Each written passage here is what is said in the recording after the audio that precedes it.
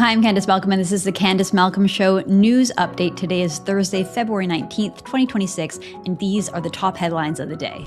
But quite simply couldn't sit on the sidelines after seeing what the Prime Minister was, the ambitious agenda he was undertaking across the country and across the world. Another Conservative MP has betrayed his constituents and crossed the floor to join Prime Minister Mark Carney's Liberal Party. We will talk about the fallout to this breach of trust and breach of our democracy. It's because it's all made up anyway. In a hot mic moment, the CBC accidentally says the quiet part out loud and admits the truth. Eligible recruits with a job offer from the Canadian Armed Forces, including doctors, nurses, pilots, can be invited to apply for permanent residence. Canada's immigration minister has announced a new immigration pathway for foreigners to fight in our military. The Trump administration should immediately shut down the border with Canada until they abolish their medical assistance in dying program as it stands. And finally, we'll look at U.S. conservative commentators Tim Pool and Matt Walsh and what their latest call to action is against Canada. All right, folks, we've got a lot to get into, so let's get right to it. Another ex-conservative has been added to Carney's Liberal ranks on Wednesday as now Liberal MP for Edmonton Riverbend, Matt Jeneroux, crossed the floor, bringing the Liberals closer to an unelected majority government in Canada. Here's Jeneroux groveling to Carney and claiming the Prime Minister's address at Davos at the WEF conference was what pushed him to join the Liberal Party of Canada. Well, thank you everybody for coming here to a cold day in Edmonton, but especially you, Prime Minister. It is a real pleasure to have you here in Edmonton. You're always welcome in Edmonton, and we have a lot of history, both of us here in Edmonton, and it's a beautiful part of our country. So I had announced my resignation back in November, largely due to the family reasons, but quite simply couldn't sit on the sidelines after seeing what the Prime Minister was, the ambitious agenda he was undertaking across the country and across the world. And quite honestly, it was the speech in Davos where you took everything head on, and I think for me that's where a lot of the world changed. I think it opened a lot of eyes for Canadians, Albertans, Edmontonians, just how serious this national unity crisis truly is. And it's for me it felt disingenuous and quite simply wrong to be sitting on the sidelines anymore. So I reached out to the Prime Minister's office, and will be joining his caucus, and I couldn't be more proud to say this too. Excellent. Okay, so with this latest floor crossing, the Carney Liberals are just 3 seats away from getting a majority. And guess what? There are 3 upcoming by-elections that happen to be in safe Liberal ridings, in safe Liberal areas. So it looks like the Liberals are on their path, on their way to securing a majority government, despite not getting it from the democratic will of the people. That was not the outcome of the 2025 election. And yet the Liberals have found a way to possibly eke out a majority government that would allow them to stay in power until October 2029. Juno News spoke to some of Jeneroux's conservative constituents out in Edmonton Riverbend. Oh my goodness, these people are not happy. And why would they be, right? They voted for a conservative. They chose to mark their ballots overwhelmingly for a conservative. They did not want the Liberals to get power. They certainly didn't want to be represented by a Liberal. So here are just some of the reactions. He lied to us. It's unconscionable. It's a complete rejection of democracy. He lied. That's absolutely right. Honestly, this kind of nonsense should be banned. It undermines democracy so much to have somebody for their own callous career choices deciding that they're going to just change the democratic will of the country. Okay, so just as a reminder to the audience, it was back in November 6, 2025, Jeneroux announced his intention to resign as a member of parliament in spring 2026. So in November, he said, hey guys, I'm going to stop being an MP. I'm not going to run anymore. My seat's going to be vacant. I need to spend more time with my family. You know, this is like a familiar excuse. We heard it from Sean Fraser as well. I got to spend more time with my family. And so the idea was that he was just not going to be an MP, that the rumors that he might be flirting with the Liberals and floor crossing were untrue. Well, he said that he was resigning. Now he's undoing that resignation, saying, yeah, instead of resigning from Parliament, I'm going to stay as an MP. I'm just going to sit with the other party and I'm going to be part of Mark Carney's Liberal government. It's just unbelievable that this kind of thing is even allowed or enabled in our country. No wonder people have lost faith in some of our institutions, including our democracy. Okay, coming up, folks, Immigration Minister Lena Diab opens a new immigration pathway for the Canadian Armed Forces. This is totally insane. Plus, Daily Wire host Matt Walsh sets his sights on what he calls the atrocities happening in Canada. But first, there was just an unbelievable moment on television yesterday at the CBC. Rosemary Barton, their chief political correspondent, accidentally said the truth. There was a hot mic moment. So she was providing some taxpayer-funded analysis about how, maybe people in Edmonton actually just love the Liberals now. And that's the real reason Matt Jeneroux switched and crossed the floor, because people in Alberta just love the Liberals now. Just total nonsense. And then it cuts away. And you could hear Rosemary Barton, like they left her mic on accidentally. They went to a press conference with Melanie Joly, but they forgot to switch the audio. So Rosemary Barton thought that she was off the air, but her mic was still on. And what did she say to people around her? Oh, it's all made up anyway. She just admitted that everything she says is BS and it's just all total nonsense. So gotta have to listen to the very end of this clip. But it's just unbelievable. She says the quiet part out loud. Let's play that clip. Comes to be elected again, but there's also, the reality that some people in Alberta are kind of warming up to the Prime Minister because he has taken markedly different positions on issues that matter to them, whether it be energy development or climate change measures that he's backed off on. So maybe Mr. Jeneroux feels like his riding is starting to move in that direction as well. Rosie, thank you. The CBC's chief political correspondent, Rosemary Barton, live in Ottawa. Minister of Industry, Melanie Joly, is speaking to reporters in Montreal. Let's listen. It's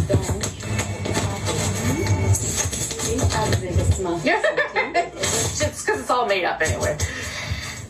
It's all made up anyway. That just perfectly sums up the CBC. That should be like their tagline on their network. It's all made up anyway. Exactly right. Rosemary Barton, thank you for finally being honest with Canadians, because that is the truth. Look, I'm going to give you some of my own analysis on this, because it looked pretty obvious that we were heading towards a 2026 election. I think that has changed now, right? So I told Cian Bexley and I talked about it in our last fireside chat, that I predicted that Canada was going to go to the polls in 2026, probably in the spring. All the signs were pointing to that way, right? Like the Liberals gave this grocery rebate, which is really just bribing taxpayers with their own money, a surest sign that a government is looking to head to the polls. You saw the trade language and back and forth with President Trump heating up. That is exactly what the Liberals need to run on in order to win. So I thought that Carney would take the opportunity before the NDP picked its leader to just try to get that majority government. And that would have been very bad news for Pierre Poilievre. If there was an election, if there still might be, but if there's an election in the next few months, I think it's pretty obvious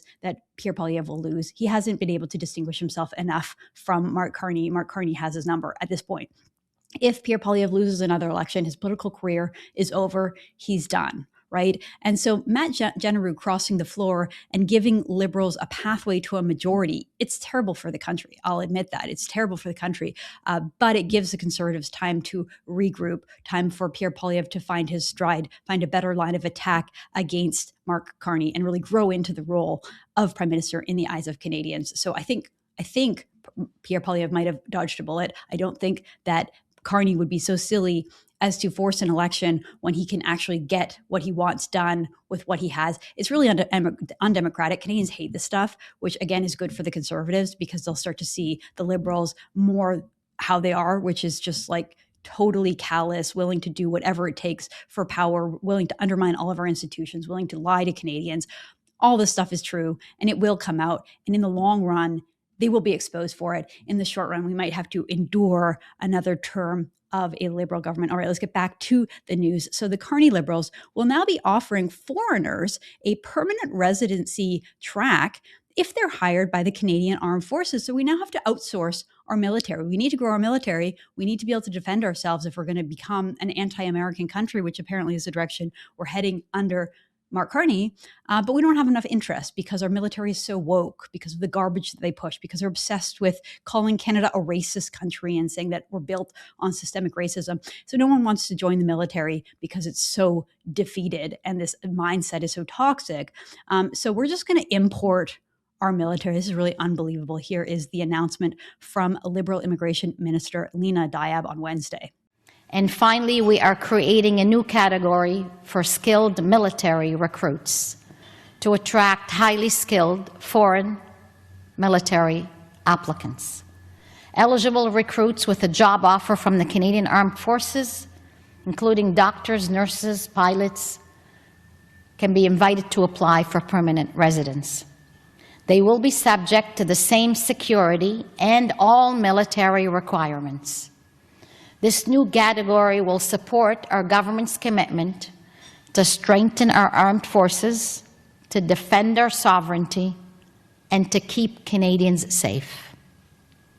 This category and other priority categories supports Canada's defence industrial strategy, which Prime Minister Carney announced yesterday, by adding a range of workers critical to support our sovereignty and security. Now, some online raised security concerns over, communist Chinese personnel having pathways to integrate and infiltrate into our military. It's really just bizarre. In January, while in Beijing, Carney said that there will be future opportunities for a strategic partnership between Canada and China, including on national security. What is happening to our country? What are we doing?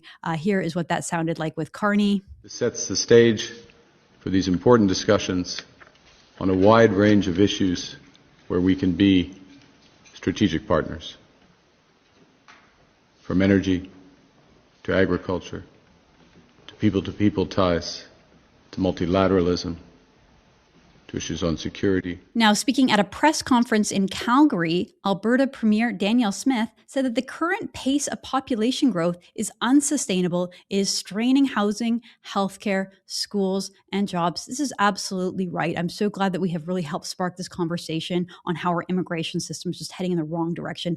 Anyway, here is Premier Danielle Smith making this point on Wednesday. Part of our budget challenges, number one, is on the revenue side, that we've seen a decline in our revenues as a result of WTI trending below $60 for most of the year when we need $74.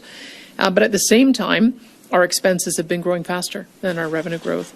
And part of that is we've had the fastest growing population in Canada, adding 600,000 new people in the last 4 years alone. I think there's only one country in the world that has exceeded the level of population growth that Canada has had. And so this clearly needs to change. This is not sustainable. And it should be noted that this is all in light of Alberta's kind of shocking changing demographics that are happening.